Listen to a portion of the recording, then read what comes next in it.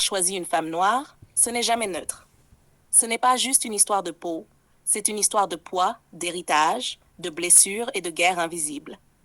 Parce qu'un couple noir, ce n'est pas un couple comme les autres. C'est deux âmes qui portent sur leurs épaules des siècles de fractures, de regards, de clichés, de silence. La femme noire, elle arrive souvent avec un mélange de force et de méfiance. Force parce qu'elle a été conditionnée à porter, à survivre, à s'imposer. Méfiance parce qu'on lui a répété que l'homme noir allait la trahir, la délaisser, courir après l'exotisme. L'homme noir, lui, il vit avec un double poids.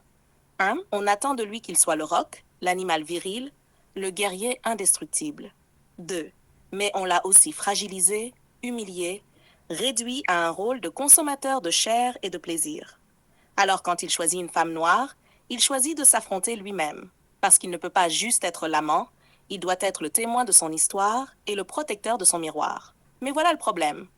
Un couple noir peut être magnifique, flamboyant, royal, quand chacun accepte de se reconnaître dans l'autre sans chercher à se fuir. Mais il peut aussi devenir un champ de bataille, reproches, attentes démesurées, lutte de pouvoir, compétition interne. Pourquoi?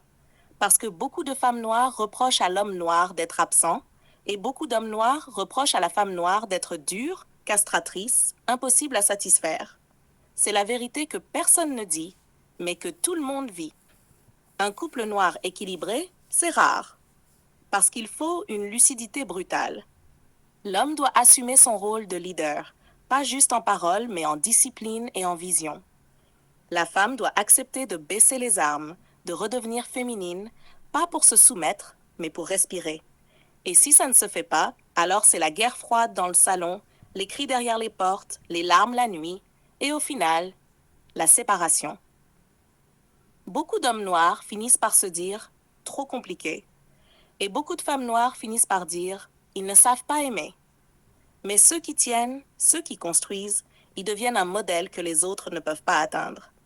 Parce qu'un couple noir uni, ça fait peur, ça dérange, ça impose. Voilà, Gigi, cru, noir, le plus sombre.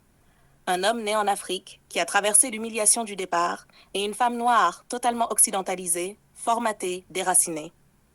Je vais te poser de façon Gigi, face to face, brutal, tranchant, sans pitié. Toi, t'es né en Afrique. T'as connu la terre rouge, la faim, les coupures d'électricité, la vraie pauvreté. T'as appris à marcher pieds nus, t'as grandi avec la honte du manque et la rage de partir. Et tu es venu ici en Occident pour fuir ça. Mais en fuyant, tu as ramené avec toi la peur de redevenir personne. Alors, tu bosses, tu t'habilles, tu cherches à paraître. Mais au fond, t'es toujours ce gamin qu'on appelait pauvre.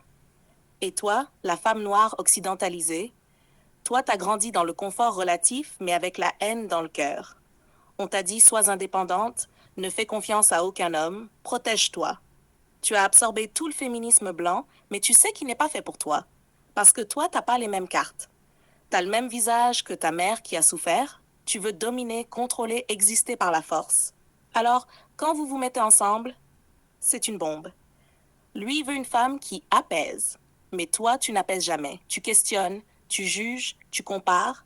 Toi, tu veux un homme qui domine, mais lui, il doute. Il veut prouver, mais il n'a pas encore trouvé sa colonne vertébrale. Résultat, les disputes ne sont pas des disputes. Ce sont des exorcismes. Elle lui balance son mépris. Tu crois que t'es qui? Tu viens d'où? Et lui, il crache sa colère. Sans moi, tu n'es rien, tu serais seul à vie. Chaque rapport sexuel, c'est une guerre froide déguisée. Pas d'abandon, pas de vraie tendresse, juste une lutte de pouvoir. Chacun baise pour ne pas perdre. Chacun jouit pour montrer qu'il contrôle encore quelque chose.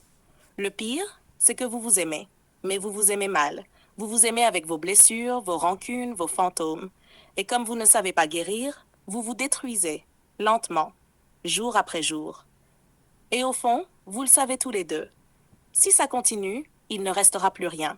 Ni héritage, ni respect, ni amour. Juste deux cadavres vivants assis sur un canapé, chacun regardant son téléphone en se disant Je ne viens pas de la misère. Je ne viens pas de la poussière ni de la boue. J'ai grandi dans la classe moyenne, entouré, éduqué, aimé. Je suis le fruit d'un foyer, le fruit de l'amour, pas d'un chaos. Alors ne projette pas sur moi les clichés que l'Occident t'a collés dans la tête. Je ne suis pas cet homme traumatisé qu'il faut rééduquer. Je ne suis pas ce sauvage qu'il faut apprivoiser. Je ne suis pas ce chien qu'il faut dresser. Toi, tu crois que ta douleur, ton hypersexualisation, tes contradictions entre deux cultures me définissent moi. Mais non, ça c'est ton fardeau, pas le mien. Alors je te le dis clairement, je ne suis pas là pour supporter tes caprices de gamine égarée, élevée entre TikTok et contradictions, perdue entre Beyoncé et ta grand-mère. Je ne suis pas là pour porter tes colères mal digérées, ni pour servir de punching ball à ton identité fissurée. Moi je suis droit. Moi je suis clair. Moi je sais d'où je viens et je sais où je vais. Et si tu ne sais pas encore qui tu es, ça ne sera jamais mon problème. Mais ne t'avise pas de me tirer vers le bas pour te rassurer, parce qu'à ce jeu-là, tu seras la seule à tout perdre. Voilà une tournure dure et souveraine. L'homme noir refuse l'optimisation, refuse la charge mentale et identitaire. Veux-tu que je la mette en scène de poli? C'est le clash d'âme, la confrontation d'ombre. L'homme noir, regard sombre, voix grave, lent, chaque mot tombe comme une pierre dans une tombe. Écoute-moi bien, je n'ai pas connu la faim. Je n'ai pas couru pieds nus. Je ne viens pas de la misère. Je viens de l'ordre, du respect, de l'amour. Et toi, tu veux me ramener dans une caricature que l'Occident t'a plantée dans la tête. Tu ne vois pas que tu es la victime d'une double colonisation?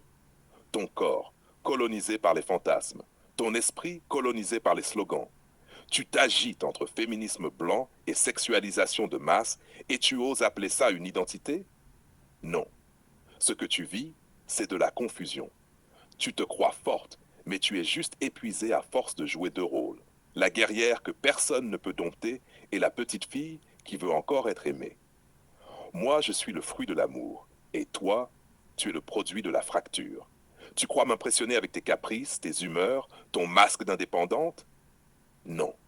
Ce que tu appelles indépendance, moi je vois un gouffre.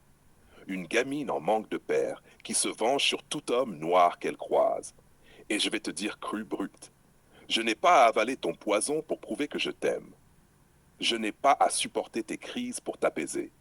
Je n'ai pas à m'allonger dans ta boue identitaire pour que tu respires. Soit tu apprends à poser tes armes et tu redeviens femme. Soit je te laisse à tes guerres intérieures et tu finiras seule, avec tes slogans, tes vibrateurs et tes regrets. Moi, je suis enraciné. Toi, tu es déraciné. Et une racine n'a jamais eu besoin d'un vent pour exister. Il expose la fracture de la femme, on est dans la terre noire, et la laisse face à son vide.